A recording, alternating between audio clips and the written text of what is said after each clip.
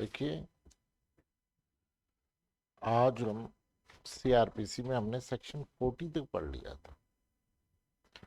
आज सेक्शन 41 से 41 में ये दे रखा है कि भाई हम किसी व्यक्ति को पुलिस कब अरेस्ट कर सकती है और कब विदाउट वारंट, यानी वारंट के बिना किसी व्यक्ति को कब अरेस्ट किया जा सकता है। तो देखो, आपने सबसे पहले कोग्निजेबल ऑफेंस की डेफिनेशन पढ़ी। कोग्निजेबल ऑफेंस, स्पीकर बंद कर लीजिए। क्या हुआ, आवाज नहीं आ रही? फिर है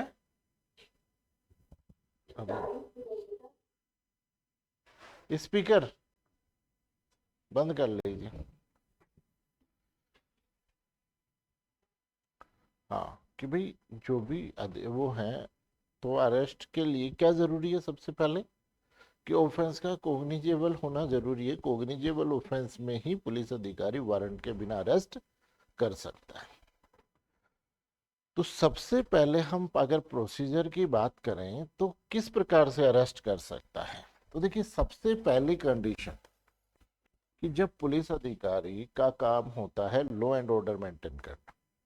पुलिस अधिकारी का काम क्या होता है? लॉ एंड ऑर्डर मेंटेन करना। तो इनकी ड्यूटी होती है कि भाई, जैसे आपने देखा होगा पुलिस की गाड़ी घूमती रहती है, चेतक वगैरह, तो वो अपना जो भी एरिया होता है, क्षेत्र होता है, उसमें वो पेट्रोलिंग करते हैं, गश्त करते हैं कि भाई लॉ एंड ऑर्डर मेंटेन रहे, कोई व्यक्ति अपराध नहीं करे, ये हो। अगर पुलिस अधिकारी की प्रेजेंस में कोई भी व्यक्ति ऑफेंस कर रहा है, और कौन सा ऑफेंस कर रहा है? कोग्निजेबल ऑफेंस कर रहा है, तो पुलिस अधिकारी उसे वारंट के बिना अरेस्ट कर सकते। पहली कंडीशन कब?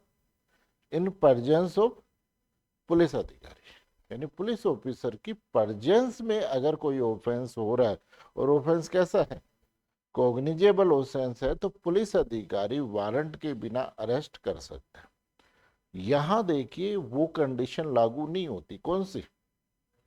7 इयर्स वाली, कि 7 ईयर्स से कम वाले मामलों में नोटिस दिया जाता है और बाकियों में नोटिस नहीं दिया जाता है ना। कि 7 ईयर और 7 ईयर से कम वाले जो भी पनिशेबल ऑफेंस है, उसमें क्या किया जाता है? नोटिस दिया जाता है। किसको? अक्यूज को, अरेस्ट से पहले। लेकिन यहां ध्यान रखना, अगर पुलिस अधिकारी की प्रेजेंस में कोई अपराध हो रहा है, और अपराध कैसा है? कोग्निजेबल ऑफेंस है, तो वो डिवाइडेशन यहां लागू नहीं होता। पुलिस अधिकारी किसी भी व्यक्ति को वारंट के बिना अरेस्ट कर सकता है। जैसे आप पढ़ते हो, कौन सा आपके एक्साइज एक्ट है, सिलेबस में भी है। एक्साइज एक्ट के अंतर्गत जो भी प्रोसीडिंग होती है, वो कहां पर होती है? प्रेजेंस। भाई, ज्यादातर जो भी कंप्लेंट होती है, वो या तो पुलिस ऑफिसर देता है जो गश्त करने गया है, जिसने अरेस्ट किया है, या फिर जो डिपार्टमेंट है वो इसके खिलाफ प्रोसीडिंग करता है। तो पुलिस अधिकारी की प्रेजेंस में अगर कोई ऑफेंस हो रहा है, वहां वो क्लासिफिकेशन लागू नहीं होता। कौन सा? डिवाइडेशन वाला। कि भाई आपको क्या करना है कि 7 साल से कम वाले में, तो पुलिस अधिकारी वारंट के बिना अरेस्ट कर सकते हैं। और ध्यान रखना, पुलिस जो डिवाइडेशन लागू होता है वो आफ्टर एफआईआर होता है। इसमें एफआईआर अभी हुई नहीं होती है। फिर पुलिस अधिकारी, जैसे मान लीजिए कि अगर हम एक्साइज एक्ट की प्रोसीडिंग की बात करें, तो एक्साइज एक्ट की प्रोसीडिंग कैसे होती है? भाई, प्रैक्टिकली प्रोसीडिंग कैसे होती है? सब्जेक्ट भी है आपका, सिलेबस भी आउट भी नहीं जा रहे हैं। तो उसके बेटा, मैं बोर्ड दिख पा रहा है आपको? नहीं दिख पा रहा तो उधर बैठ जाओ आप चाहें तो, है ना बेटा? अगर बोर्ड नहीं दिख पा रहा तो, है ना? अगर ये सामने आ रहा है तो, या फिर इधर हो जाओ थोड़ा सा ना बेटा।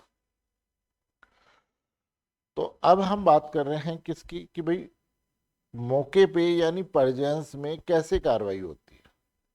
जैसे मान लीजिए, जो भी पुलिस है, पुलिस का एक सिस्टम है। पुलिस जो है, पुलिस का एक सिस्टम। सिस्टम क्या है कि पुलिस में एक थाने में कितने व्यक्ति होंगे?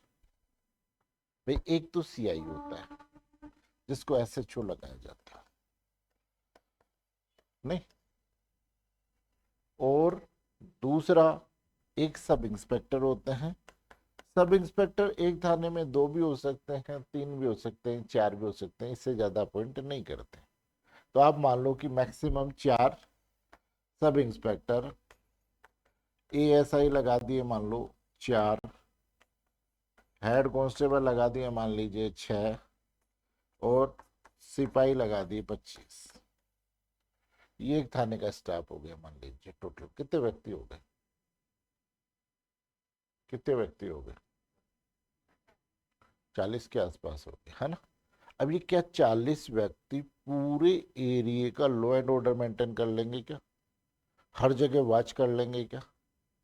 और फिर इनमें कुछ छुट्टी पर भी जाएगा, कोई राइट की शिफ्ट में ड्यूटी करेगा, कोई डे की शिफ्ट में करेगा, तो 50 व्यक्ति एक साथ तो प्रेजेंट नहीं होते। अभी एक हमारे यहाँ के एक एमएलए साहब रात को गश्त करने गए, थाने को चेक करने गए अपने एरिया में कि भाई क्या चल रहा है। वो थाने पे जब गए तो टोटली 3 आदमी थे। फिर उन्होंने पूछा तो बाकियों की तो दिन की ड्यूटी थी, किन्हीं की तो, और बाकी किसी को वीआईपी कोई मूवमेंट थी वहां पर लगा रखा था। तो थाने में टोटल 3 आदमी थे। अब एक बात बताओ, थाने में जो 3 आदमी है वो कितना लॉ एंड ऑर्डर मेंटेन कर लेंगे? कैसे पता चलेगा कहाँ क्या क्राइम हो रहा है? इसलिए ये क्या करते हैं कि पुलिस कुछ व्यक्तियों को तैयार करते हैं, कि कुछ होते हैं जो सिद्धांतवादी व्यक्ति होते हैं। तो उन सिद्धांतवादी व्यक्तियों को कुछ लालची व्यक्ति होते हैं, उनको लालच दे करके किसी भी तरीके से तैयार करते हैं, और अपना एक इन्फॉर्मर का एक गैंग तैयार करते हैं, जो पुलिस को सूचना देता है, जिसको हम बोलते हैं इन्फॉर्मर। और इन्फॉर्मर सेफ होता है कि इन्फॉर्मर का कभी भी नाम नहीं आता। जो एविडेंस एक्ट में सब मना किया है, कहां पर? कि इन्फॉर्मर का नाम नहीं बताया जाएगा, 125। तो इस प्रकार से पुलिस क्या करती है, एक इन्फॉर्मरों का गैंग तैयार करती है। अब जैसे हर एक गली में एक इन्फॉर्मर है, तो उस गली की एक्टिविटी की सूचना पुलिस तक पहुंच जाएगी कि नहीं पहुंच जाएगी? भाई पुलिस तो नहीं आ पा रही, लेकिन एक जैसे एक टीम गठित करते हैं हर क्षेत्र में, जिसमें बोलते हैं सीएलसी मेंबर। सुना होगा ना, कई जगह लगा करके रखते हैं गाड़ी के ऊपर भी सीएलसी मेंबर। इनको क्या करते हैं कि ये पुलिस के सहायक होते हैं, कि भाई उस एरिया में क्या हो रहा है इस बात की इंफॉर्मेशन देने का काम इनका होता है। तो ये क्या है? इन्फॉर्मर हैं जो सूचना देते हैं। ये क्या है? इन्फॉर्मर हैं जो सूचना देते हैं कि भाई इस प्रकार से कोई घटना हो रही है। अब जो भी इन्फॉर्मर है, वो जो भी पुलिस ऑफिसर है उसे इंफॉर्मेशन देता है कि सर, अब देखो थाने पर जो एसएचओ होता है, वो एसएचओ कौन होता है? एसएचओ वो होता है जो एसएचओ है नहीं, वो नहीं, वो तो है ही। उसके अलावा जिस दिन वो एसएचओ की ड्यूटी जो परफॉर्म कर रहा है, वो एसएचओ होता है। जैसे थाने में हर दिन डीओ ड्यूटी लगती है, ड्यूटी ऑफिसर बनाया जाता है। वो ड्यूटी ऑफिसर उस दिन उस थाने के एसएचओ के पावर्स यूज करता है, उस थाने के एसएचओ के पावर्स यूज करता है। हाँ किशोर, क्लास के बाद कॉल करता हूँ बेटा, ना? अरे मैं क्लास के बाद कॉल करता हूँ, बता। हाँ हाँ,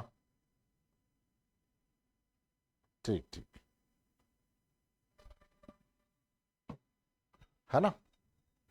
तो इन्फॉर्मर जो भी डीओ ड्यूटी पे होता है, उसको जिसके पास भी एसएचओ के पावर होते हैं उसे इन्फॉर्म करता है कि भाई इस प्रकार से क्या हो रहा है, घटना हो रही है। ठीक है। अब वो घटना की जैसे ही रिपोर्ट मिलती है, वैसे ही वो थाने से क्या होते हैं, निकलते।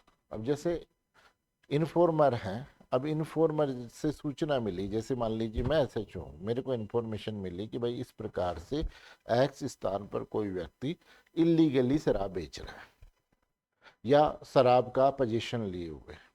ठीक। अब ये इन्फॉर्मेशन मेरे को मिली है, तो मैं अकेला थोड़ी जाऊंगा।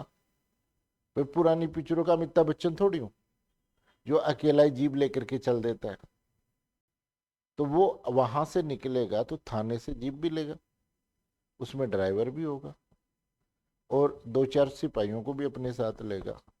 तो वो इन्फॉर्मर को, जो इन्फॉर्मेशन उसे मिली है, सूचना उसे मिली है, उस सूचना को उनके साथ शेयर करता है कि भाई मेरे को एक इन्फॉर्मर ने ये सूचना दी है कि भाई एक्स प्लेस के ऊपर कोई व्यक्ति इलीगली शराब लेकर के घूम रहा है या बेच रहा है। जो भी इंफॉर्मेशन है वो सारी इंफॉर्मेशन को उसे इंट्रोड्यूस कराया जाता है।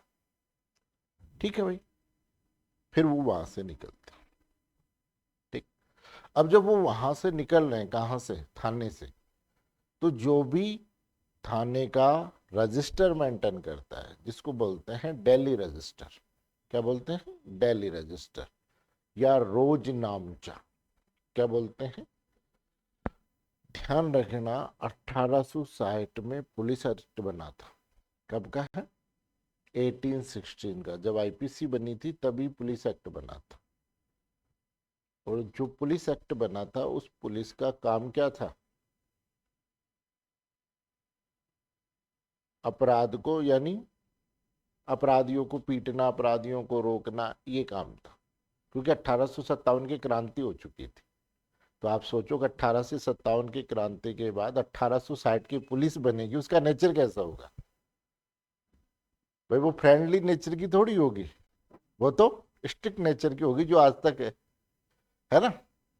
तो 1860 की जो पुलिस का था उसका ये था कि भाई जो भी पुलिस ऑफिसर है या कोई भी पुलिस का व्यक्ति अगर थाने में है और थाने से अगर बाहर निकलता है, चाहे किसी भी पर्पज से, चाहे छुट्टी लेके भी जा रहा है ना, तो भी उस रजिस्टर में ये डाला जाएगा कि ये व्यक्ति थाने से इतनी बजे निकला है।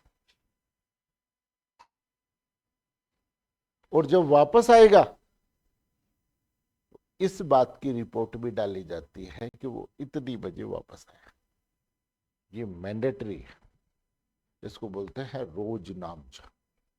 एक होती है केस डायरी, एक होती है रोज नामचा। केस डायरी में क्या होता है कि एफआईआर रजिस्टर्ड हो गई और उस पर्टिकुलर केस की जो प्रोसीडिंग हो रही है ना, उसमें जो जो बातें लिखी जाती है वो तो होती है केस डायरी, उसे पुलिस डायरी भी कहते हैं, है ना। और रोज नामचा या डेली डायरी समझ गए, उसमें थाने में क्या हो रहा है इस बात की इंफॉर्मेशन डाली जाती है। ठीक है। अब इसको इन्होंने इंफॉर्मेशन दिया किसको, सीआई को, एसएचओ को, कि भाई इस प्रकार से, तो जो व्यक्ति ये सारे जो भी थाने से निकलेंगे वो स्टार्ट होते। थाने से निकलने के बाद में ये जब प्रोसीडिंग करने के लिए उस स्थान पर जहां इंफॉर्मेशन जा रही है, इस बात को किस में लिखेंगे, रोजनामचे में। ये नहीं लिखेंगे, जो भी बाबू रोजनामचा मेंटेन कर रहा है पुलिस वाला, वो लिखता है ये बात कि भाई ये चार व्यक्ति, ये गाड़ी, ये इन्वेस्टिगेशन बॉक्स और ये ड्राइवर के साथ में इस इंफॉर्मेशन पर निकले, चल दी।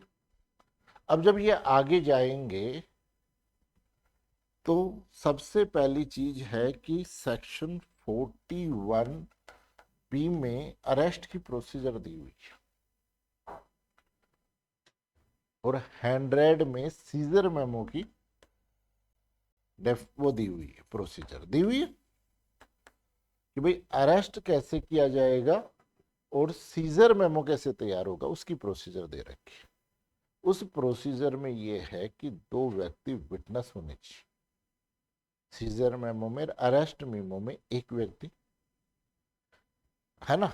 और अगर पुलिस ही, तो इसलिए इन्हें दो व्यक्तियों की जरूरत है कि नहीं है, किस बात की, अरेस्ट मेमो और सीजर मेमो तैयार करने के लिए जो क्या है, इंडिपेंडेंट विटनेस, स्वतंत्र साक्षी जरूरत है। तो ये जो एसएचओ या जो भी अधिकारी है वो किसी कांस्टेबल को ये कहता है कि भाई आप जाओ और दो व्यक्तियों को, कौन से व्यक्तियों को, प्रतिष्ठित व्यक्तियों को क्या बनाओ, इंडिपेंडेंट विटनेस बनाने के लिए तैयार करो। प्रतिष्ठित व्यक्ति कौन होता? भाई जिसके अगेंस्ट क्रिमिनल रिकॉर्ड ना हो। ये नहीं है कि वो गांव के पटवारी जी, मास्टर जी, या कोई बड़ा आदमी हो, पार्षद हो, ऐसा नहीं है। प्रतिष्ठित व्यक्ति का मतलब क्रिमिनल लॉ में ये है कि जिस व्यक्ति का क्रिमिनल रिकॉर्ड नहीं है वो प्रतिष्ठित व्यक्ति। आगे बात समझ सोसाइटी का। अब ये जो व्यक्ति जाते हैं तो कई बार क्या होता है कि कुछ लोग तो तैयार हो जाते हैं विटनेस बनने के लिए। अब आप खुद एलएलबी किए हुए हो, एक कांस्टेबल आकर के आपसे ये कहता है कि मैम वो हम एक प्रोसीडिंग कर रहे हैं अरेस्ट की, तो क्या आप हमारे साथ चल के विटनेस बनोगे क्या? क्या कहोगे आप? क्यों?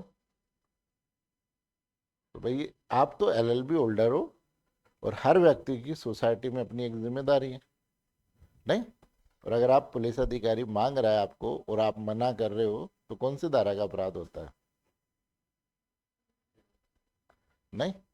तो आप 187 का ऑफेंस भी कर रहे हो कि पुलिस अधिकारी ने सहायता मांगी, फिर भी आप क्या कर रहे हो? मना कर रहे हो। लेकिन फिर भी प्रैक्टिकली ये प्रोसीडिंग नहीं होती। अब ऐसी कंडीशन में ऑनरेबल सुप्रीम कोर्ट ने ये डिसीजन दिया कि जब किसी मामले में इंडिपेंडेंट विटनेस नहीं मिल सकते तो जो पुलिस के व्यक्ति हैं उनको भी क्या किया जा सकता है? सोलो विटनेस यानी इंडिपेंडेंट विटनेस बनाया जा सकता। तो अब ये जो 5-7 व्यक्ति आए थे, इन्हीं में से किसी एक दो व्यक्तियों को क्या कर देते हैं? विटनेस बना देते कि भाई आप इस प्रोसीडिंग में एज ए विटनेस आओगे। ठीक है भाई। कई बार विटनेस बन भी जाते हैं, जैसे मान लो कि कोई मेरे जैसा ठाला ही बेटा है, वो को चलो क्या करना है, देखते हैं प्रोसीडिंग क्या चल रही है, तो चल देता है। तो इस प्रकार से प्रोसीडिंग होती है। अब ये कहां पर पहुंच गए? मौके पर पहुंच गए। मौके पर इन्होंने देखा कि ये जो वाई व्यक्ति है, इस वाई व्यक्ति के पास में क्या है? इलीगली शराब का कोई कार्टून है, कट्टा है, ये बेच। तो इन्फॉर्मर की इंफॉर्मेशन को उससे मैच करवाते हैं कि भाई ये वही व्यक्ति है, लिली पेंट और ब्लैक शर्ट पहन रखी है, जींस की पैंट है, नीचे चप्पल है, हाथ में कट्टा है। तो उस हुलिये का व्यक्ति जो उन्हें आइडेंटिफाई हुआ है, ये वहां जाते हैं, उन्हें रोकते हैं। रोकने के बाद उसका नाम पता पूछते हैं कि भाई आपका नाम क्या है? तो कहता है साहब मेरा नाम वाई है और मैं यहाँ का रहने वाला हूँ, मेरे पिताजी। फिर आप उससे कहते हो कि भाई इस कट्टे में क्या है? तो वो कट्टे में जो भी चीज़ है उसको डायरेक्टली तो बताएगा नहीं कि भाई शराब बेच रहा हूँ। तो थोड़ा सा जवाब नहीं देता, आनाकानी करता है, तो फिर पुलिस क्या करती है? उस कट्टे को चेक करती है। ठीक। चेक करने के बाद में उसको खोलती, खोलने के बाद में देखती है कि भाई शराब है। तो शराब का पता कैसे चलेगा कि ये शराब है? बोतल देख के। कई जगह जाओ, लोग फ्रिज में भी पानी भी दारू की बोतल में रख करके रखते हैं कि नहीं रखते? तो क्या वो शराब हो गई? कि जो चीज़ दारू की बोतल में पैक हो गई वो शराब थोड़ी हो गई। तो उसका कोई ना कोई क्राइटेरिया होता है। तो जैसे कई बार चेक करके भी चेक कर सकते हैं। जैसे ड्रग्स वगैरह आती हैं तो इनको कैसे चेक करोगे आप ये ड्रग्स? ठीक। उसके अलावा दूसरा, जैसे एक बार एक पुलिस वाला आया तो उसने जो स्टेटमेंट दिए तो उसने कहा कि भाई मैंने सूंघ कर और चख कर देखा कि वो देसी शराब है। तो जो आक्रोश में वो था वकील साहब, उन वकील साहब ने उसे ये बोला कि भाई आप शराब पीते हो क्या? उसने कहा सर बिल्कुल पीता हूँ। तो वो कहा आपको कैसे पता चला? वो कहा सर अब मैंने सारे ब्रांड चेक रखे, नहीं मैंने बहुत शराब पी है। तो क्या ड्यूटी टाइम के अलावा मैंने बहुत शराब पी है, इसलिए मैं शराब का एक्सपर्ट हूँ। मैं सूंघ करके और चख करके बता सकता हूँ कि कौन से ब्रांड की शराब है। ये देसी शराब थी, घूमर शराब थी नहीं, तो मैंने चख करके बता सकता हूँ कि देसी शराब थी। आगे बात समझ। तो दिस इज एक्सपर्ट। ये क्या हो गया? एक्सपर्ट। एक्सपर्ट के लिए एक्सपीरियंस की जरूरत है, सर्टिफिकेट की जरूरत नहीं है। बाकी तो फिर एफएसएल रिपोर्ट आती है इसकी, है ना। अब उसने देखा, चखा, सूंघा और उसने देखा कि भाई इसमें शराब है, तो वो शराब की काउंटिंग करते हैं। क्या करते हैं? शराब की काउंटिंग करते हैं। अब शराब की काउंटिंग का रूल इसलिए है कि हमारे यहाँ पर शराब के लिए ये टाइम फिक्स कर रखा है कि किसी भी व्यक्ति के पास में कितनी शराब मैक्सिमम हो सकती है। भाई एक व्यक्ति के पास मैक्सिमम शराब कितनी हो सकती है? तो जो मैक्सिमम शराब है वो कितनी है? भाई अगर वो देसी शराब है, कौन सी है? देसी शराब, तो आप 3 लीटर तक का पोजीशन रख सकते हो। कितना? मैक्सिमम 3 लीटर आपके पास शराब होनी चाहिए। तो इसलिए वो काउंट करेंगे कि भाई 3 लीटर है तब तो कोई ऑफेंस ही नहीं हुआ, और 3 लीटर से ज्यादा है तो फिर ऑफेंस होगा। तो आप कितना रख सकते हो? Maximum 3 litre. अगर वो शराब इंग्लिश शराब है, कौन सी है? अंग्रेजी शराब, और वो शराब चाहे मेड इन इंडिया हो या फॉरेन हो, बाहर से बनी हुई हो या भारत से बनी हुई हो, इंग्लिश शराब है, अंग्रेजी शराब है, तो कितनी? 9 लीटर। आप कितनी रख सकते हो? 9 लीटर। ठीक। अगर वो शराब कौन सी है? बियर है, तो 15 लीटर। और अगर वाइन है तो 12 लीटर। अगर वाइन है तो 12 लीटर आप, फिर वो इसको काउंट करता है। काउंट करने के बाद वो पाता है कि इसके पास में 10 लीटर देसी शराब कितनी है, या मान लो 12 लीटर अंग्रेजी शराब, यानी इस लिमिट से ज्यादा शराब है। तो फिर वो ये पूछेगा कि भाई आपने जो शराब का पोजीशन रख रखा, आप शराब कब रख सकते हो? जब आपके पास लाइसेंस हो। भैया भाई ये बार है कोने पे दारू के ठेके वाला, इतनी सारी शराब रख रखी है, इस मात्रा से तो ज्यादा ही है। क्यों रख रखी है? क्योंकि इसके पास लाइसेंस था। कई बार क्या होता है कि आपके यहाँ शादी है, ठीक, अब शादी है तो पार्टी तो करनी बनती है, और अगर पार्टी करने बढ़नी है तो आप पार्टी में शराब ला करके इस लिमिट की, तो पार्टी चल नहीं सकती, कि चल सकती है इससे काम ज्यादा ही चाहिए। तो आपको 1 डे का, जो भी दिन तो आपका प्रोग्राम है उस दिन का आबकारी डिपार्टमेंट से अथॉरिटी लेटर लेना पड़ता है कि भाई आप, तो वो दे देते हैं कि भाई आप 35 लीटर शराब रख सकते। फिर ये क्या करते हैं कि 35 लीटर एक बार रख देते हैं, फिर वो खत्म हो जाते हैं, फिर 35 ला कर रख देते हैं। नहीं, तो ऐसे 35 लीटर तो आप बिना प्राधिकार की शराब नहीं रख सकते।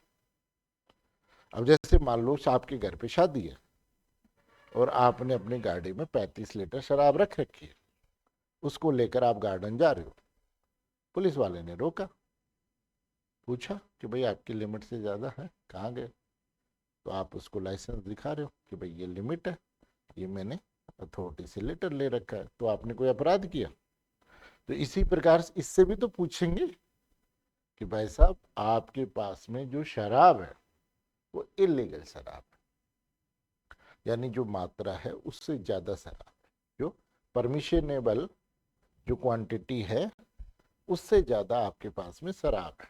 तो अब आप क्या करोगे?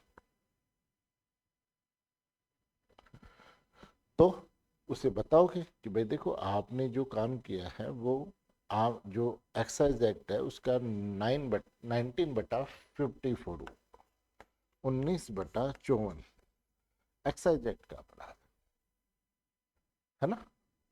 आपने जो काम किया वो एक्साइज एक्ट का अपराध है, आपके पास लाइसेंस नहीं है, इसलिए हम आपकी जो शराब है इसको सीज कर, और उसका सीजर मेमो तैयार कर।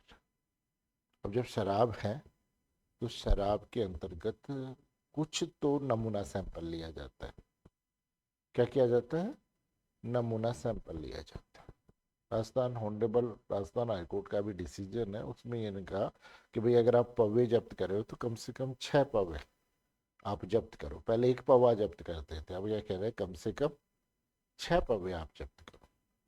तो वो तो हो गया नमूना सैंपल, कि भाई आगे एफएसएल में वो 6 बोतल जाएंगे, वो सारी चेक होंगे कि सभी में शराब था क्या। और अगर 6 की रिपोर्ट आती है कि सभी में शराब था, तो इसका मतलब सारी बोतलों में क्या था? शराब था।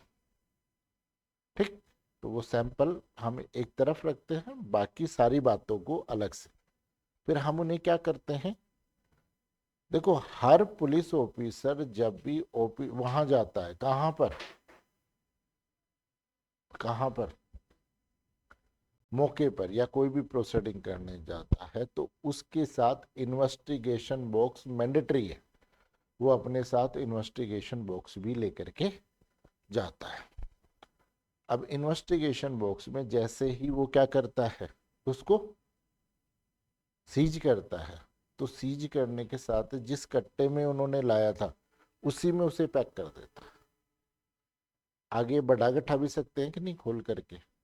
इसलिए क्या किया जाता है कि जो मौके पे ही उस इन्वेस्टिगेशन बॉक्स से उसे सील्ड मोर किया जाता है। सील्ड मोर समझ गए ना, वो चेपी लगा दी जाती है कि भाई आगे कोई इसे खोले नहीं, अगर खोले तो इस बात को पता चल जाए कि।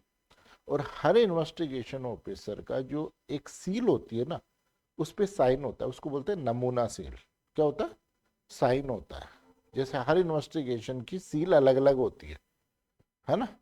जैसे मान लो कोई महेंद्र सिंह है, तो उसने ऐसी कोई मोहर बना दी, अब ये उस पे लगी मिलेगी, तो ये महेंद्र सिंह की प्रोसीडिंग। अब मान लो अंकित सिंह उसको खोल दे, तो अंकित सिंह की मोहर लगेगी, तो ये चीज चेंज पता चल जाएगा कि वो चेंज हो गया है ना। इसलिए वो उसे सील्ड मोर करते हैं, और सील्ड मोर करके और उसका सीजर मेमो तैयार करते हैं। सीजर मेमो में यही लिखते हैं कि किस कंडीशन में क्या क्या है, उन बोतलों की आइडेंटिफिकेशन क्या है, ये सारी बातें लिखी जाती है। ठीक। इसको लिखने के बाद में फिर ये क्या करेंगे? उस व्यक्ति को अरेस्ट भी करेंगे, उसका अरेस्ट मेमो तैयार करेंगे। अगर सीजर मेमो तैयार करा रहे हैं, इंडिपेंडेंट विटनेस हैं, तो इंडिपेंडेंट विटनेसों के साइन कराएंगे। और अगर इंडिपेंडेंट विटनेस नहीं है, तो जो पुलिस वाले हैं उनमें से किसी दो को वो करके और फिर करते। ठीक। फिर उसके बाद में ये क्या हुआ? प्रोसीडिंग हो गई, यहां अरेस्ट कर लिया, अरेस्ट मेमो तैयार कर लिया। अब ये जो वहां की प्रोसीडिंग हुई है, वो प्रोसीडिंग मौके की कंप्लीट कर ली, है ना भाई। अरेस्ट करना था, अरेस्ट कर लिया, और वो कर लिया। फिर यहां से वापस कहाँ जाएंगे? थाने पे जाता है। ठीक। थाने पे पहुंचने के बाद में अगर प्रोसीडिंग करने वाला व्यक्ति एसएचओ है या एसएचओ का पावर यूज कर रहा है, तो वो उस दिन के रोज नामचे में इस सारी घटना को डालता है, और उस रोज नामचे के बेस पे ही एफआईआर रजिस्टर्ड हो जाती है। आगे बात समझ। लेकिन एसएचओ के अलावा कोई पुलिस ऑफिसर वहां पर प्रोसीडिंग करने गया है मौके की, तो वो आएगा और एफआईआर लिख करके और एफआईआर उस व्यक्ति के विरुद्ध रजिस्ट्रेशन करवाएगा। आगे बात समझे। अगर एसएचओ जाता है, तो मैंने बताया ना, जो रोजनामचा है उस रोजनामचे पे ही क्या करता है? प्रोसीडिंग करता है कि भाई मैं इस प्रकार से गया और मेरे को इन्फॉर्मेशन आने के बाद में पहुंचने की सूचना डालता है ना, उस सूचना में सारी बात लिख करके और लास्ट में पुलिस प्रोसीडिंग लिख देता है। इस प्रकार ये एफआईआर नंबर, इस सेक्शन का इन्वेस्टिगेशन इस अधिकारी से करवाया जाता है। तो एफआईआर कहां पर? उसी पर, किस पर?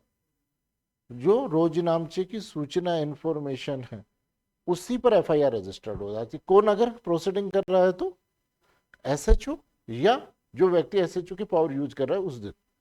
और उसके अलावा कोई व्यक्ति है तो वो तो आकर के, तो वो जो लिपिक है वो तो अपनी इंफॉर्मेशन लिखेगा कि भाई ये कार्रवाई करके आ गए, और वो व्यक्ति जो कार्रवाई करके आया मौके पे, पुलिस वाला, वो एक एसएचओ के नाम से वो लिखता है एप्लीकेशन कि साहब मैं और मेरे साथ ये सब गए थे और हमने वहां पर मौके पे जाकर के ये प्रोसीडिंग की, और ये प्रोसीडिंग करने के बाद हम यहाँ पर उपस्थित हुए। अब एक बात बताओ, इस पूरी प्रोसीडिंग में जिस व्यक्ति ने अपराध किया है उसकी सजा 3 साल की है कि नहीं? 54 एक्साइज एक्ट में। अब यहां हमने कोई नोटिस दिया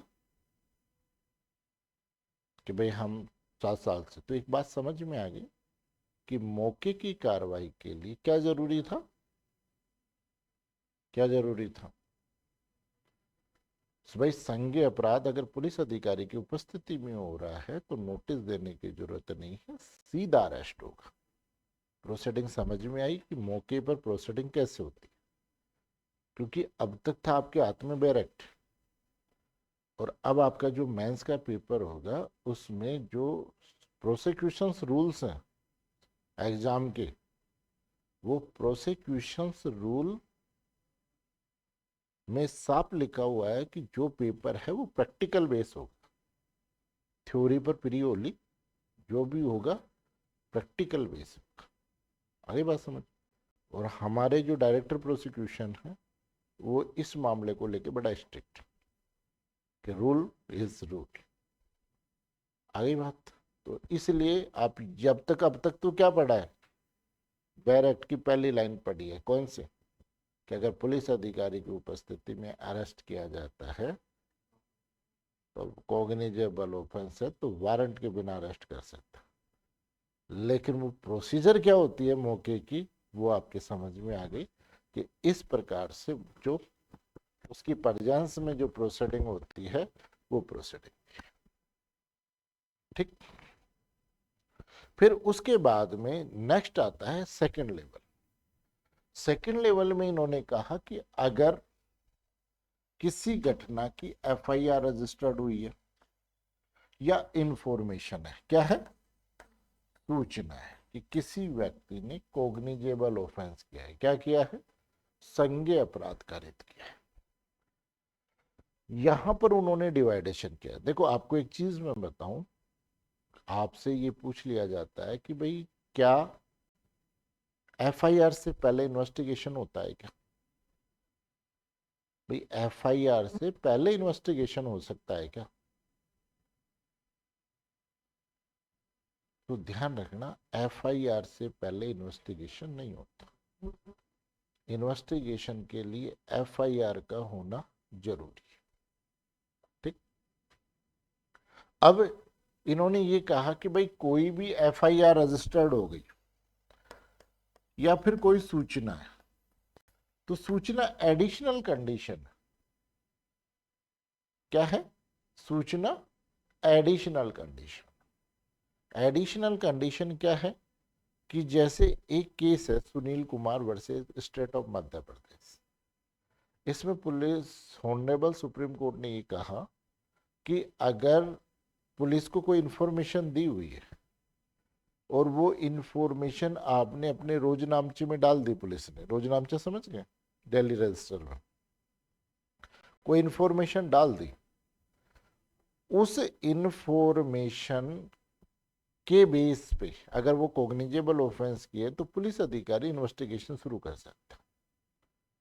यानी एफआईआर रजिस्टर्ड हुए बिना भी क्या कर सकता है? उस इंफॉर्मेशन पर इन्वेस्टिगेशन शुरू कर सकता है। आगे बात समझ। तो इसलिए उस बात को हवाला करते हुए जो ऑनरेबल सुप्रीम कोर्ट का डिसीजन है उसके आधार पर ये कहते हैं कि एफआईआर रजिस्टर्ड हो गई या कोई इंफॉर्मेशन।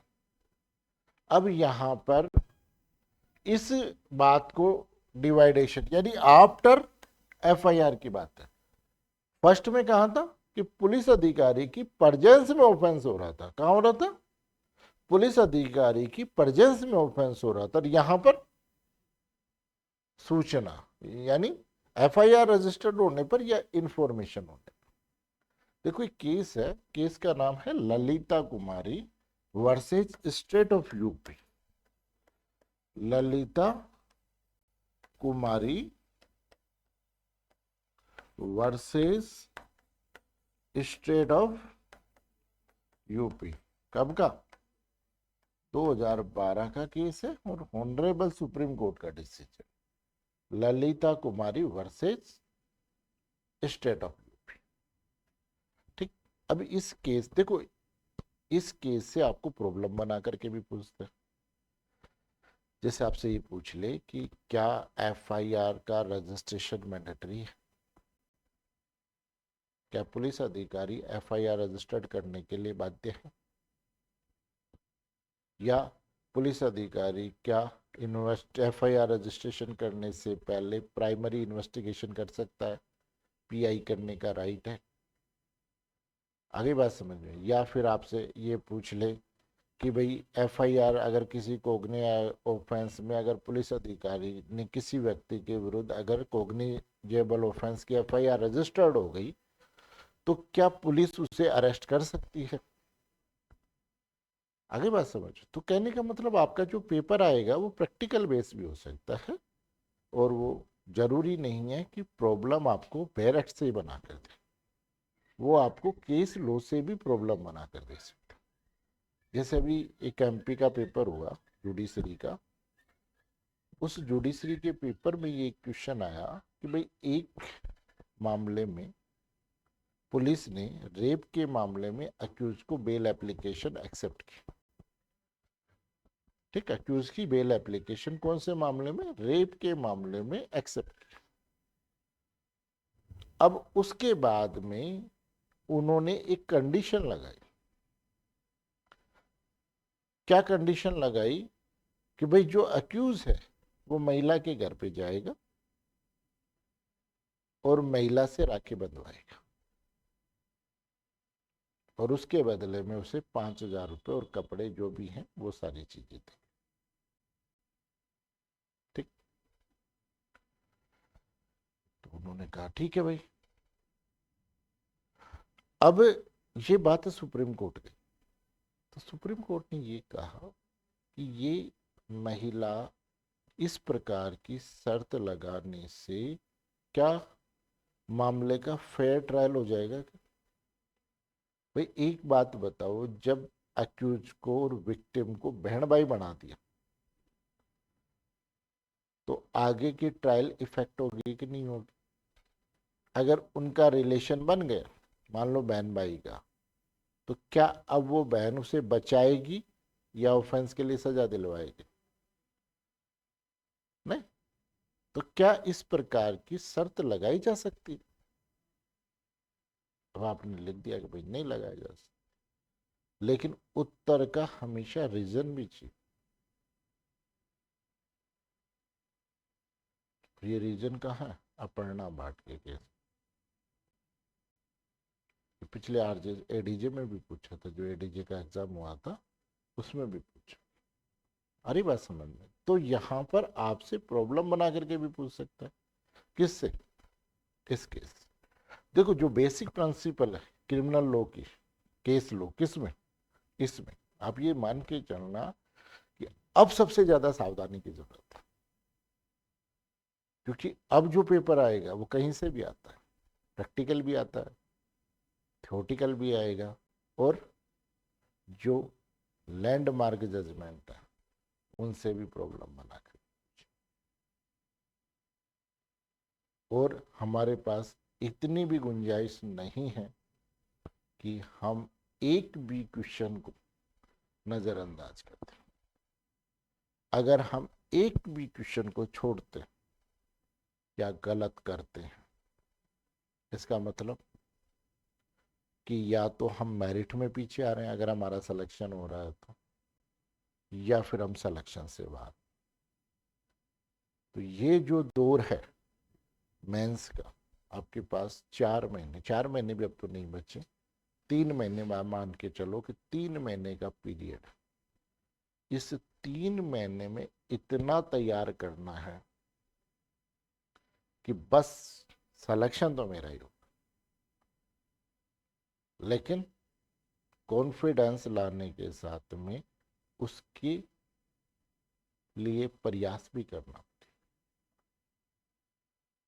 ठीक है, अभी जैसे मैंने ये प्रोसीडिंग बताई, अब आपको ये लगे कि भाई सर क्या बता रहे हैं, ये अब मेंस का पार्ट, ये चीजें क्या हैं, अब मेंस का पार्ट। कि आपने एक्साइज एक्ट पढ़ा था, एक्साइज एक्ट की प्रैक्टिकल प्रोसीजर कैसी होती है पढ़ा था, आ रही बात समझ। इसी प्रकार एग्जाम एक्ट की प्रैक्टिकल प्रोसीजर क्या होती है ये पता है। अब आप ये कहोगे कि साहब इसका रिटर्न पोर्शन आएगा, किसका, प्लेटिंग और ड्राफ्टिंग वाला पोर्शन आएगा। तो देखो अब आपसे जजमेंट तो लिखाएगा नहीं, क्योंकि आपको मजिस्ट्रेट तो बना नहीं रहा, तो क्या करेगा, अब आपसे प्रैक्टिकल करवाएगा कि ईपीपी क्या करता है। कि जैसे आपसे ये पूछ ले, भाई चार्ज भी वैसे तो कोर्ट लगाता है, लेकिन चार्ज में सहायता करता है, इसलिए आपसे चार्ज फ्रेम करवा सकता है ना। ठीक, लेकिन 313 में बयान मुलजिम तैयार करवा ले आपसे, कि भाई 313 में बयान मुलजिम कैसे तैयार होता है। जैसे आपसे प्रॉब्लम देती कि भाई ड्यूरिंग इन्वेस्टिगेशन ट्रायल के दौरान prosecution officer as a prosecution आप कुछ डॉक्यूमेंट्स कोर्ट में प्रोड्यूस करना चाहते हैं, तो क्या ये डॉक्यूमेंट्स प्रोड्यूस किए जा सकते हैं, और किए जा सकते हैं तो उसके लिए एप्लीकेशन का प्रारूप लिखिए।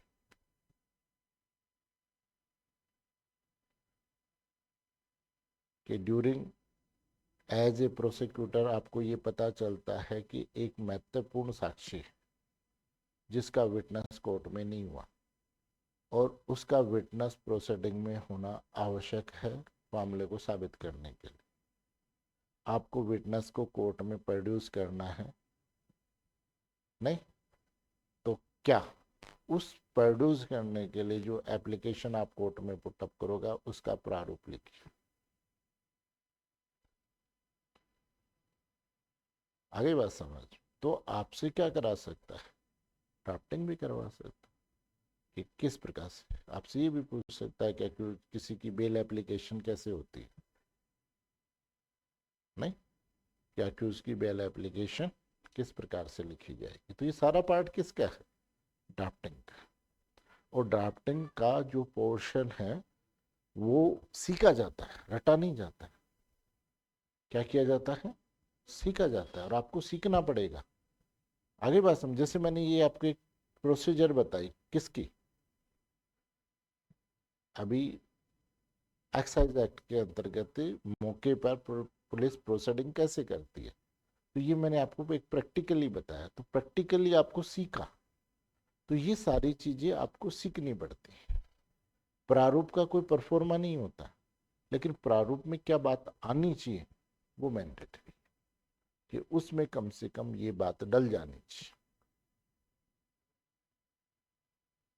वो कुछ भी लिखवा सकता है आपसे, इसलिए हमें हर चीज के लिए तैयार होकर के जाना है। कि भाई कुछ भी पूछ, हम तैयार। दिक्कत कब आती है, जब हम रट करके जाते हैं, यार वहां भूल गए तो, एक शब्द भी मिस हो गया तो। लेकिन आपने अगर वो प्रैक्टिकली वो चीज को फील किया है कि हाँ भाई ऐसा भी होता है, तो फिर आपको दिक्कत नहीं आती। अब देखो ललिता कुमारी के केस से अगर आपको प्रॉब्लम बना करके एग्जामिनर पूछता है कि भाई ललिता कुमारी के केस में, तो ये भी कह सकता है क्या पुलिस अधिकारी एफआईआर लिखने के लिए बाध्य, या पुलिस अधिकारी किन्हीं मामलों के अंतर्गत एफआईआर रजिस्टर करने से पहले पीआई कर सकता है क्या, नहीं। तो देखिए सेक्शन 154 में क्या लिखा हुआ है, कि पुलिस एफआईआर मिलती है पुलिस अधिकारी को, तो वो संज्ञेय अपराध की अगर सूचना मिलती है तो वो एफआईआर लिखेगा। सेल वर्ड यूज किया हुआ है, कोई पीआई की जरूरत नहीं है। अगर संज्ञेय अपराध की सूचना है तो वो लिखने के लिए बाध्य है। ललिता कुमारी के केस में तो ऑनरेबल सुप्रीम कोर्ट ने यहां तक कहा है कि अगर उस थाने का जुडिक्शन नहीं है तो 0 एफआईआर रजिस्टर्ड करके और संबंधित थाने को भिजवाएगा, लेकिन कंप्लेनेंट को परेशान नहीं करेगा कि भाई आप हमारे थाने में नहीं बल्कि उस थाने में जाकर के रिपोर्ट दर्ज करो। आगे बात समझ। फिर लेकिन कई ऐसे मामले हैं जिनमें पुलिस अधिकारी को परमिशन दी हुई है कि वो पीआई कर सकता है। जैसे सबसे पहली चीज, जो भी भ्रष्टाचार से संबंधित मामला है उनमें पीआई होती है। जैसे जिस भी आपने देखा होगा कि भ्रष्टाचार वाले मामलों में आप जैसे मान लो किसी के खिलाफ रिपोर्ट देते हो, कहाँ पर, एसीडी में, कि साहब मेरे से वो रिश्वत मांग रहा है, तो वो क्या करते हैं, आपके एफआईआर रजिस्टर्ड करते हैं? नहीं करते। वो आपको कहते हैं कि ठीक है, वो कि ये ले मेरे पैसे जो आपसे मांग रहा था, उनको एक कलर लगा करके दे देते हैं कि जा, या फिर कई बार मार्क करके दे देते हैं। जरूरी नहीं कि हमेशा हाथ रेड हैंडेड ही हो, कई बार वो मार्क करके भी नोट दे देते हैं। फिर उसको जाकर के क्या है, प्राइमरी इन्वेस्टिगेशन, यानी एफआईआर रजिस्ट्रेशन से पहले इन्वेस्टिगेशन। आपके SC ST एक्ट है ना, उसमें भी सुप्रीम कोर्ट का एक केस आया है कि भाई SC ST एक्ट में रिपोर्ट दर्ज करने, फिर उसके बाद में अभी अमेंड करके नया संशोधन डाला है ना, वो हम SC ST एक्ट में डिस्कस करेंगे, है ना। तो हाँ, कहाँ थे हम। तो अब उसमें वो क्या कर रहा है, एफआईआर रजिस्टर नहीं किया, क्या कर रहा है, प्रारंभिक इन्वेस्टिगेशन, कि भाई ये पैसे लेकर के जा और हम तेरे पीछे आएंगे। वो मांग रहा है कि नहीं मांग रहा, इस बात को पहले कंफर्म करें। फिर वो जाता है, वो पैसे देता है, वो लेता है, फिर वो पकड़ते हैं, मौके की प्रोसीडिंग करते हैं, फिर आकर के एफआईआर रजिस्टर्ड करते हैं। तो पहले वो अपने आप को सेटिस्फाइड किया कि वाकई में मांगा कि नहीं मांगा, ये पीआई। दूसरा मामला होता है कि जो पति पत्नी के पारिवारिक मामले होते हैं, नहीं, घरेलू मामले होते हैं, उनमें पीआई की जाती है। ऑनरेबल सुप्रीम कोर्ट ने भी ये कहा कि जहां तक उसके पहले काउंसलिंग करो, अगर मान जाए तो ठीक है, नहीं तो फिर आगे प्रोसीडिंग करो। कई बार क्या होता है कि पति पत्नी के रिश्ते में जब रिश्तेदार आ जाते हैं ना, तो बड़ी दिक्कत आती है। फिर क्यों, वो एक दूसरे की सोचने की क्षमता को समाप्त कर देते, और फिर वो कंट्रोल, रिमोट कंट्रोल की तरह कंट्रोल रिश्तेदारों के हाथ में होता है। फिर वो डायरेक्शन देता है कि इधर चल, उस वकील के पास जा। फिर वो वकील ये कहता है कि नहीं, आपका केस तो तब मजबूत होगा जब आप ससुर पर रेप का आरोप लगाओगे। तो आप ये सोचो कि एक बुजुर्ग आदमी, क्या संभावना बच गई आपको वापस जाने की उस परिवार, कि जब तक आप उसके जमाई को नहीं फंसाओगे तब तक मामला नहीं बैठेगा। तो रिपोर्ट दर्ज कराओ कि जमाई ने छेड़छाड़ की।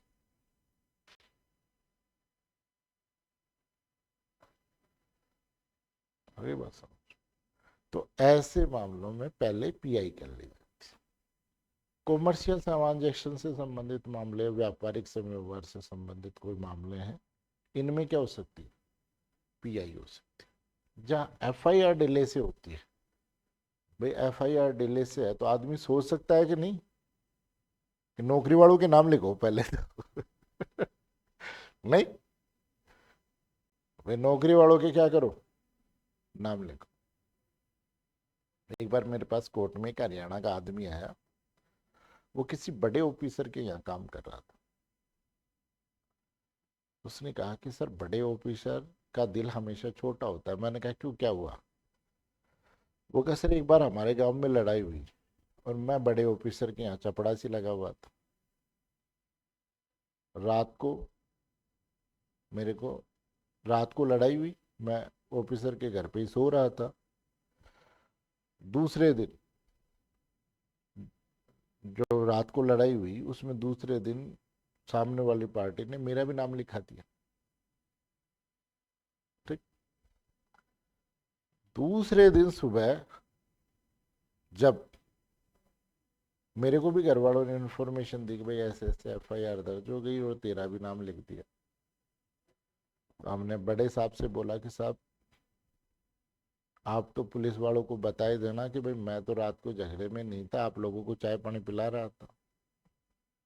नहीं नहीं नहीं, ये आपका पर्सनल मैटर है, आप अपने हिसाब से देख लीजिए। आ रही बात समझ? तो ऐसे मामलों में डिले से अगर FIR है तो सोचने का मौका मिलता है, तो PI करते हैं।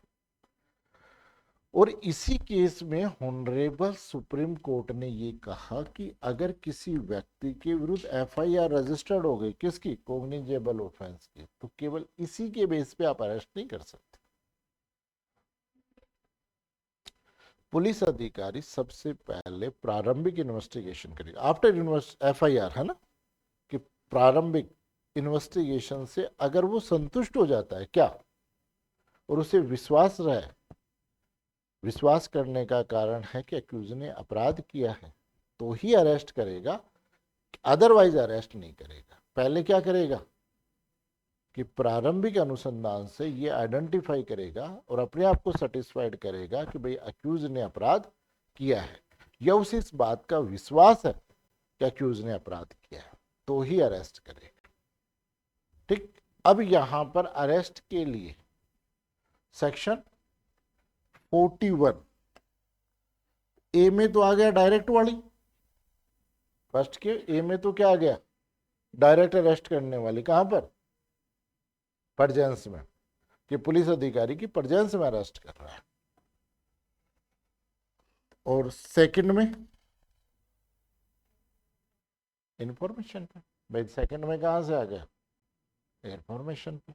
अब FIR पर इंफॉर्मेशन पर, तो इसको दो पार्टों में बांट लिया, ए और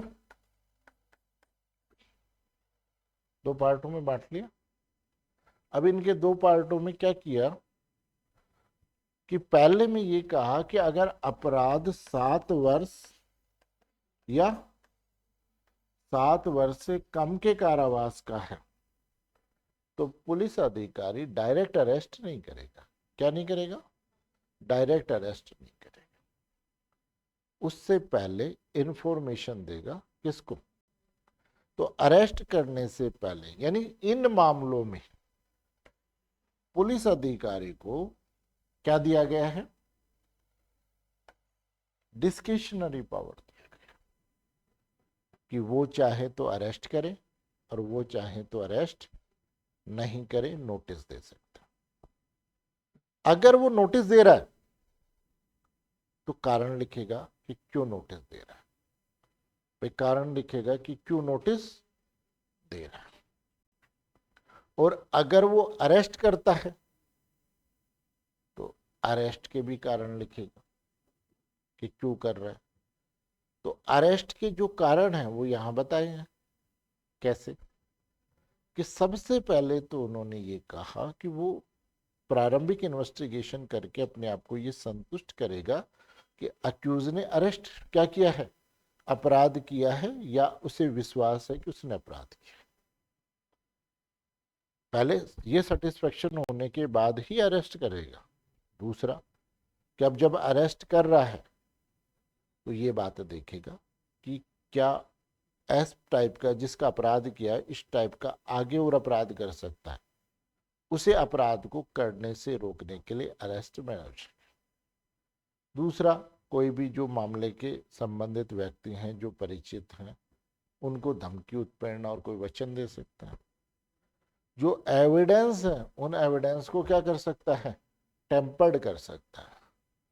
और ये सोचता है कि भाई वो आदमी जब तक अरेस्ट नहीं हो सकता तब तक उसकी कोर्ट में प्रेजेंस कंफर्म नहीं कर सकते, सुनिश्चित नहीं कर सकते, तब तक उसकी कोर्ट में, या फिर अन्य कारण से, अन्य कारण से जैसे मान लीजिए कोई चोर है, अब उसे रिकवरी करनी है कि नहीं करनी? भाई चोरी के अपराध में 99% डायरेक्ट विटनेस नहीं होता। चोरी के अपराध में जिस व्यक्ति ने चोरी की है उससे हम क्या करते हैं, सामान रिकवर करते हैं। आगे बात समझ, पैसा या जो भी चोरी की है वो रिकवर करते हैं, इसलिए उसे अरेस्ट करते हैं। सेक्शन 27 एविडेंस एक्ट में इंफॉर्मेशन लेते हैं और इन इंफॉर्मेशन पे हम क्या करते हैं, रिकवरी करते हैं। इसलिए सेक्शन 114 किसका, सी एविडेंस एक्ट क्या कहता है कि जो भी व्यक्ति के पास चुराई हुई संपत्ति मिलती है या तो वो चोर है या चुराई हुई संपत्ति को इस परजेम्पशन के बेस पे हम उसके विरुद्ध अपराध को साबित करते। 114 ही तो बोला, नहीं 114 ही तो बोला कि ये दे रखा है ना। आगे बात समझ। अब यहां पर अरेस्ट कर रहा है नहीं कर रहा है उसके कारण लिखिए। अब ये तो हो गया बेरेक्ट। अब उसके बाद में इसका जो नोटिस दिया जाता है उसका प्रोसीजर है सेक्शन 41 ए के अंतर्गत। उसकी प्रोसीजर कहां दे रखी है, सेक्शन 41 ए के अंतर्गत दे रखी है। क्या दे रखी है समझना। अब ये जो नोटिस दिया जाता है कब तक दे सकता है, कब तक दे सकता है, नहीं। तो इसलिए 2014 में इस चीज को डिफाइन करने के लिए केस आया। केस का नाम था Arnesh Kumar versus state of Bihar. 2014 में केस का नाम था Arnesh Kumar versus state of Bihar, 2014 supreme court, 2014 supreme. इस केस में सुप्रीम कोर्ट ने ये कहा कि अगर 7 साल से कम का कोई ऑफेंस है और पुलिस अधिकारी किसी व्यक्ति को अरेस्ट कर रहा है तो अरेस्ट के कारण लिखना मैंडेटरी है और उन कारणों की एक लिस्ट बनेगी। उस लिस्ट को बोलते हैं हम चेक लिस्ट। क्या बोलते हैं, चेक लिस्ट। कि चेक लिस्ट क्या हो गई, मैंडेटरी, यानी अपराध की गिरफ्तारी की। दूसरा इन्होंने ये कहा कि भाई आप 14 दिन, जिस दिन एफआईआर रजिस्टर्ड होगी उसके 14 डेज में कंफर्म करोगे क्या कि नोटिस देना है कि नहीं देना है। तो एफआईआर रजिस्टर्ड होने के 14 डेज, कितने दिन में, 14 दिन में नोटिस देना क्या हो गया, मैंडेटरी हो गया, अनिवार्य।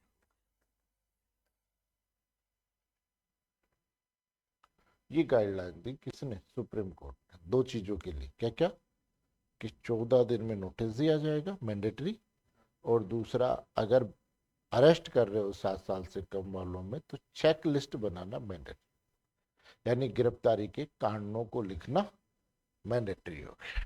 ठीक। फिर ये मामला चलता रहा, पुलिस वाले कभी माने कभी नहीं माने, 14 दिन के नोटिस को भी माने। 14 दिन के बाद में अगर नोटिस देना है तो फिर डायरेक्ट नहीं दे सकते, फिर एसपी की अनुमति से ही दिया जा सकता है। फिर 2022 में केस आया, कौन सा, सीबीआई वर्सेज सत्येंद्र कुमार अंतर 22, सुप्रीम कोर्ट का डिसीजन। इन्होंने ये कहा कि अर्नेस कुमार में जो कहा है ना डायरेक्शन, वो मैंडेटरी है और 14 डेज में नोटिस देना कंपलसरी है। अगर आपने 14 दिन में नोटिस नहीं दिया तो अभियुक्त बेल का हकदार हो जाएगा 167। अक्यूज क्या हो जाएगा? बेल का हकदार हो जाएगा। अगर आपने बिना नोटिस दिए अगर अक्यूज को अरेस्ट किया है 14 दिन बाद, ठीक है, और अरेस्ट करा, तो अक्यूज क्या हो जाएगा? बेल का हकदार। और फिर उन्होंने कहा कि भाई अगर आपने नोटिस दे दिया किसको? अक्यूज को, तो फिर आप डायरेक्ट अरेस्ट नहीं कर सकते। आप क्या करोगे? पुलिस कोर्ट से वारंट लेने के बाद ही उसे क्या कर सकते हैं? हम अरेस्ट कर सकते हैं। कोर्ट से वारंट लेने के बाद ही हम उसे क्या कर सकते हैं? अरेस्ट कर सकते हैं। डायरेक्ट अरेस्ट नहीं कर सकते। ठीक। फिर उसके बाद में 42 के सेकंड का भी है शायद, है ना?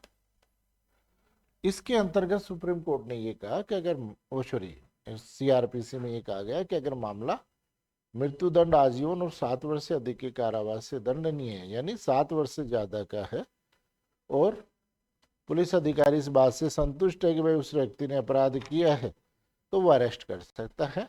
7 साल से ज्यादा वाले मामलों में नोटिस देना जरूरी नहीं है। नोटिस क्या है? नोटिस की प्रोसीडिंग क्या है? नोटिस के संबंध में जो महत्वपूर्ण केस है वो कौन कौन से हैं? सत्येंद्र कुमार अंतिल का और Arnesh Kumar versus state of Bihar का। इसमें साफ कह दिया कि अगर आपने नोटिस नहीं दिया है तो ये व्यक्ति क्या होगा? बेल का हकदार होगा। सत्येंद्र कुमार अंतिल की गाइडलाइन। फिर उसके बाद में आ जाइए नेक्स्ट। फिर नेक्स्ट ये बता रहा है, सॉरी सी, इसका सी, कि देखो एक तो होती है प्रोक्लेमेशन, एक तो होती है प्रोक्लेमेशन और एक होती है प्रोक्लेम्ड ओफेंडर। आगे बात समझ। प्रोक्लेमेशन का मतलब क्या होता है, प्रोक्लेम्ड ओफेंडर क्या होता है उसको समझना पहले। ठीक। प्रोक्लेमेशन में क्या होता है कि जैसे मान लीजिए किसी व्यक्ति का पुलिस ने, कोर्ट ने अरेस्ट वारंट इशू किया। जैसे मान लीजिए कि कोई तारीख, ठीक, इस तारीख को अक्यूज को कहाँ आना था? कोर्ट में आना था, लेकिन कोर्ट में अक्यूज नहीं उपस्थित हुआ, प्रेजेंट नहीं हुआ, तो कोर्ट क्या करेगा? उसकी बेल को खारिज करेगा। ठीक। और उसके अगेंस्ट अरेस्ट वारंट इशू कर देगा। क्या कर देगा? अरेस्ट वारंट इशू कर देगा। अरेस्ट वारंट इशू होने के बाद में जिस व्यक्ति के विरुद्ध अरेस्ट वारंट इशू हुआ है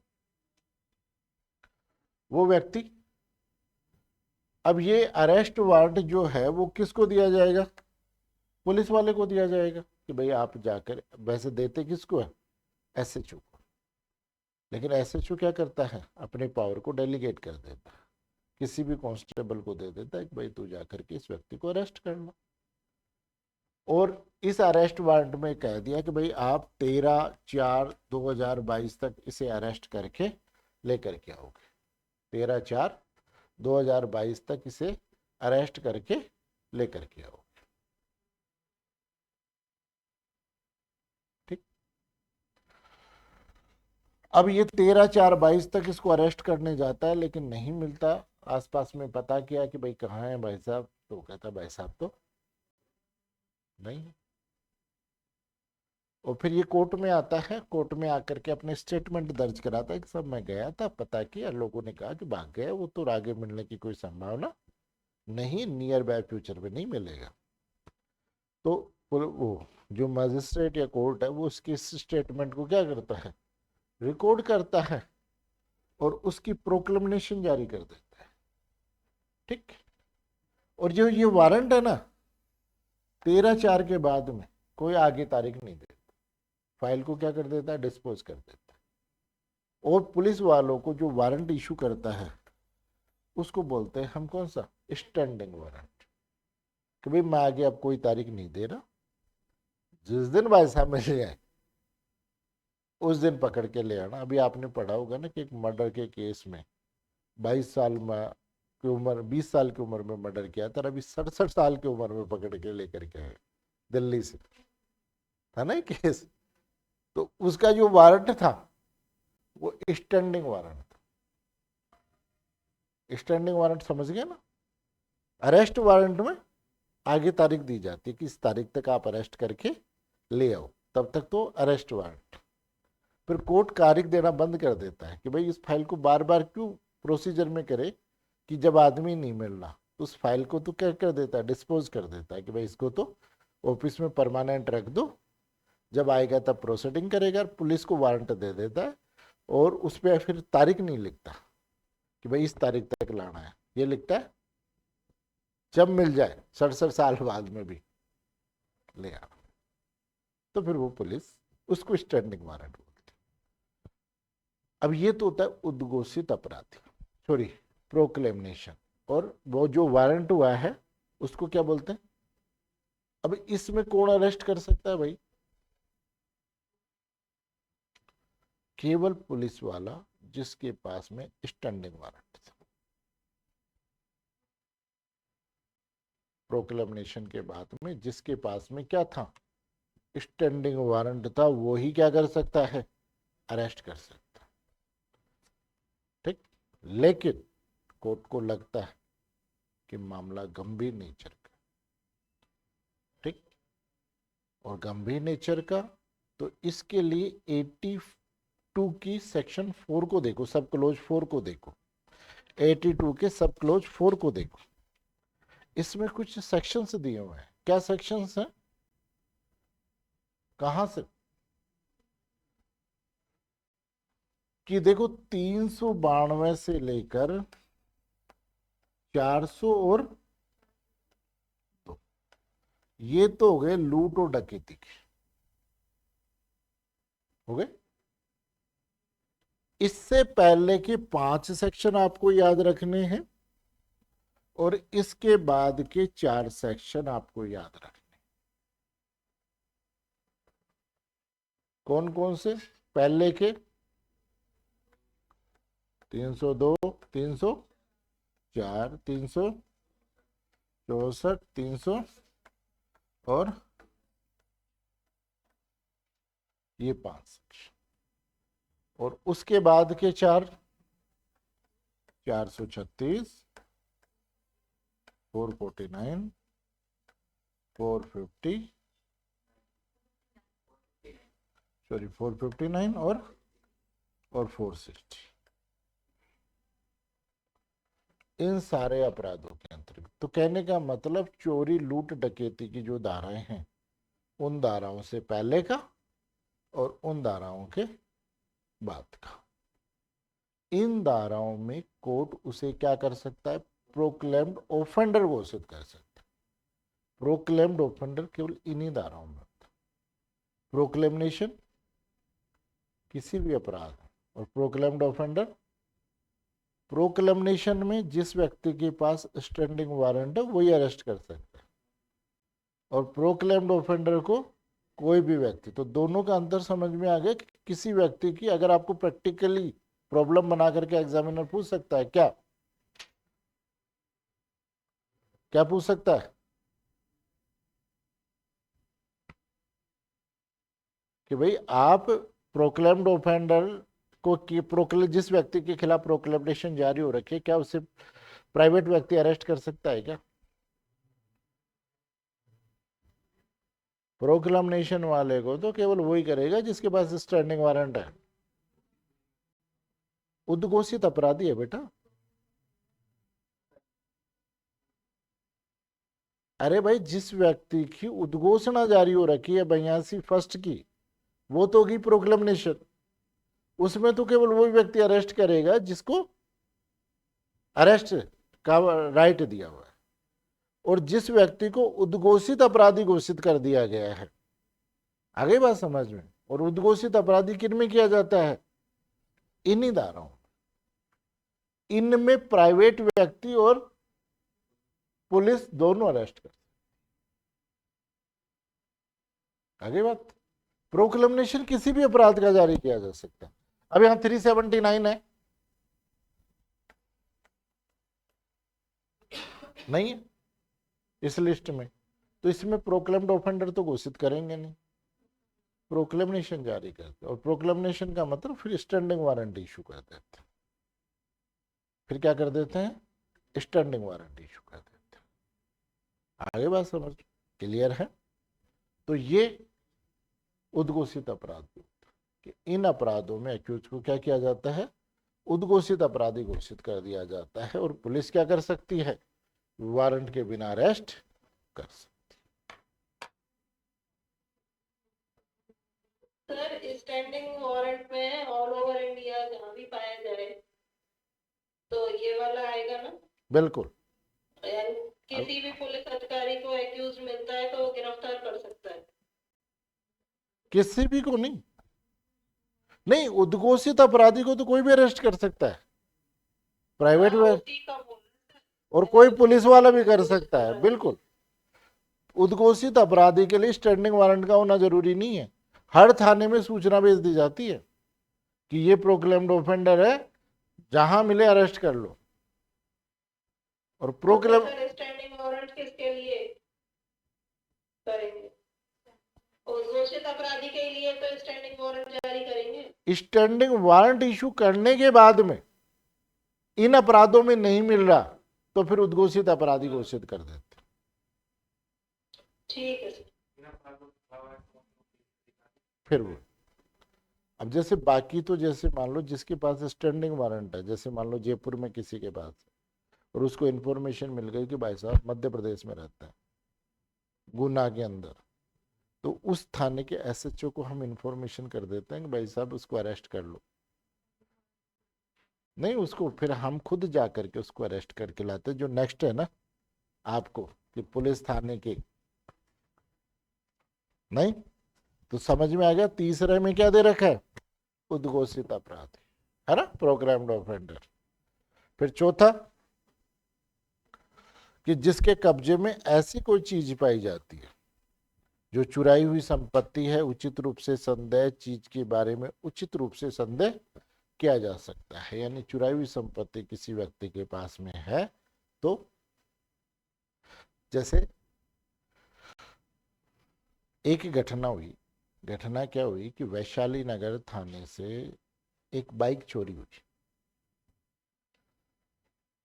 हरमाड़ा पुलिस ने गश्त में उस व्यक्ति को जो चोरी की बाइक लेके जा रहा था पकड़ लिया।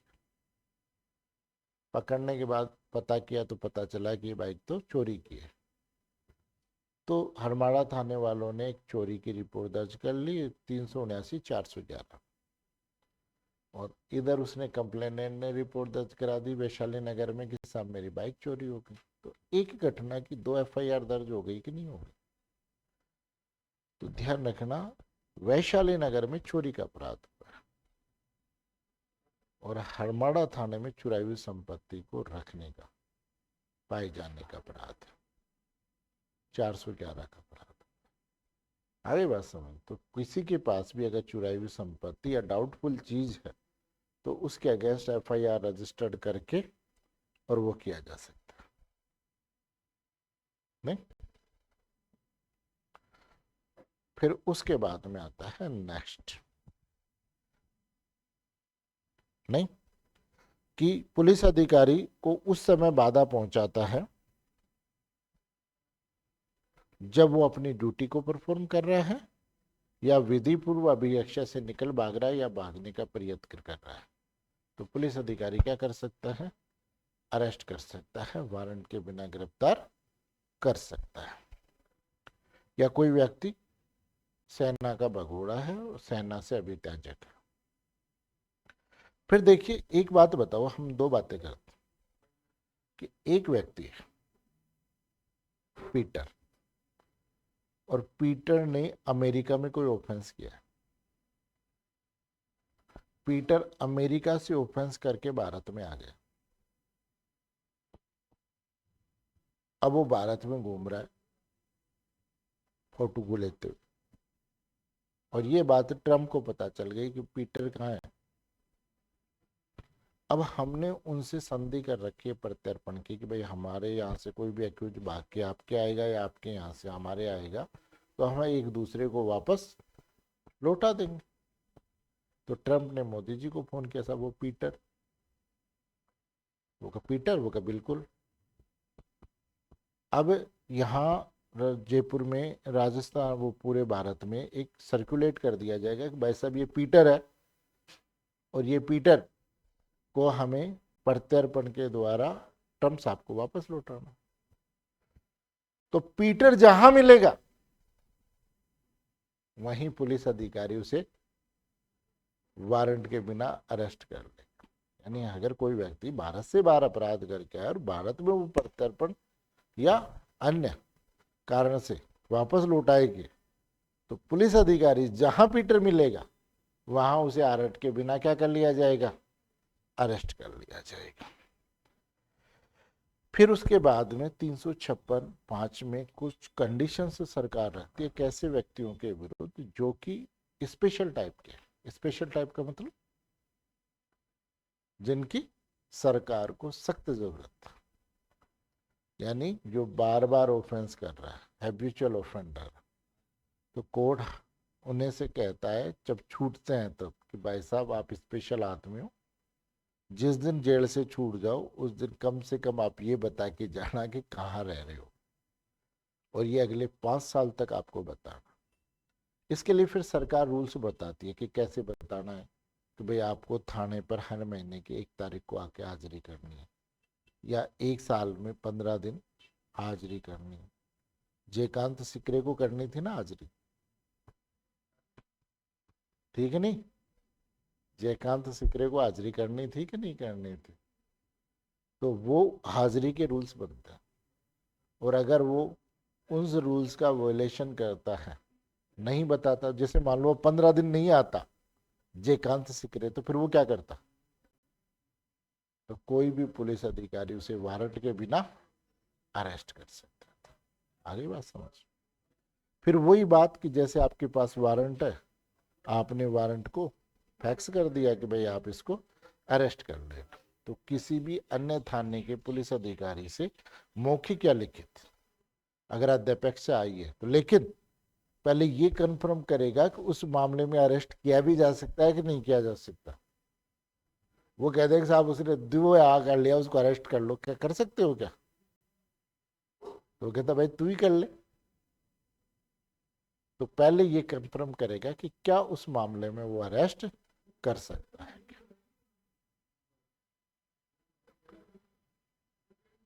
नहीं, तो ये आ गए आपके किसके 41 की लिस्ट, अरेस्ट की लिस्ट। 41 में किन किन मामलों में अरेस्ट किया जा सकता है, ये उसकी लिस्ट। फिर उसके बाद में अगर पुलिस अधिकारी की उपस्थिति में अगर कोई व्यक्ति नॉन कॉग्निजेबल ऑफेंस कर रहा है, असंज्ञेय अपराध कर रहा है, तो उसे अरेस्ट नहीं कर सकता। केवल क्या करेगा, उससे उसका नाम पता पूछेगा, और नाम पता अगर उसने बता दिया तो फिर उसको छोड़ देगा, कि कन्फर्म करके और उसे क्या कर देगा, छोड़ देगा। तो सेक्शन 41 में अरेस्ट की प्रोसीजर बताइए कि अरेस्ट कब किया जाए। फिर उसके बाद में बीच वाले को हम थोड़ा सा छोड़ते हैं, पहले एक केस लो को डिस्कस करेंगे, उसके बाद करेंगे 41 से लेकर 44D तक। 42 की बात करते हैं। 42 में क्या दे रखा है, केवल यही है कि असंज्ञ अपराध जो यहाँ का परंतु है उसी बात को वहां दोहराया है कि पुलिस अधिकारी की उपस्थिति में अगर कोई व्यक्ति नॉन कॉग्निजेबल ऑफेंस करता है तो वो उसे नाम पता पूछेगा, और अगर वो उसका नाम पता, सही नाम पता नहीं बताता या नाम पता बताने से मना करता है तो उसे अरेस्ट करेगा, और अरेस्ट करने के बाद वही 24 घंटे में मजिस्ट्रेट के समक्ष पेश करेगा। आगे बात कि वहां पर उसका नाम पता क्या किया जा सके, कंफर्म किया जा सके। सेक्शन 43 में प्राइवेट व्यक्ति को दिया है कि क्या प्राइवेट व्यक्ति भी किसी व्यक्ति को अरेस्ट कर सकता है। तो प्राइवेट व्यक्ति को अरेस्ट करने के लिए 2 परिस्थिति बताई जाए। प्राइवेट व्यक्ति के लिए अरेस्ट करने के लिए क्या बताइए, 2 परिस्थितियां बताइए। कौन कौन सी? कि सबसे पहले तो ऑफेंस कैसा होना चाहिए, संज्ञेय होना चाहिए, और दोनों कंडीशन कि नॉन बेलेबल और कोग्निजेबल ऑफेंस अगर किसी प्राइवेट व्यक्ति की उपस्थिति में हो रहा है तो अरेस्ट करना है। अब जैसे मान लो, सपोज करो रिया उठ करके यहां से जा रही और मैंने रिया के आगे हाथ लगा दिया गाड़ी में, ये क्या हुआ? भाई उधर से निकल जाएगी। भाई मैंने गेट तो बंद नहीं किया ना, रॉन्गफुल डिटेन तो नहीं किया ना, क्या किया? इधर से जा रही थी, इधर जाने से मना कर दिया, पीछे का खोल के निकल जाएगी, तो मैंने क्या अपराध किया? सदोष अवरोध किया, और सदोष अवरोध का अपराध कोग्निजेबल ऑफेंस है। क्या आप मेरे को अरेस्ट कर लोगे क्या? आ गई बात समझ? इसलिए दोनों कंडीशंस का पूरा होना चाहिए कि कोग्निजेबल भी हो और नॉन बेलेबल हो, उसी अपराध में प्राइवेट व्यक्ति अरेस्ट कर सकता है। और दूसरा प्रोक्लेम्ड ऑफेंडर, अरेस्ट कर लिया, अरेस्ट करने के बाद उसे थाने लेके जाएगा, थाने वाले फिर कंफर्म करेंगे कि अपराध कोग्निजेबल है कि नहीं है। अगर उन्हें लगता है तो फिर वो अरेस्ट करेंगे, और अगर नॉन कोग्निजेबल ऑफेंस है तो नाम पता बेस करके भेज दें। फिर 44 में ये पावर किसको दिया हुआ है? मजिस्ट्रेट या न्यायिक अधिकारी को, कि भाई वो उसके क्षेत्र में अगर कोई अपराध हो रहा है या उसके लिए कोई वारंट इशू कर सकता है, दोनों अपराध की, या तो कोई अपराध हो रहा है या उसके मान लो उसी की खुद के कोर्ट का कोई अपराधी है जिसका उसने वारंट इशू किया है और उसको पता है कि ये भाई साहब वही है, पहले आते थे आजकल आना बंद कर दिया। अब उसकी उपस्थिति में वो तो नहीं कर रहा, लेकिन उसको इस बात का तो पता है कि इसके लिए मैं वारंट इशू किया हुआ है या कर सकता हूँ।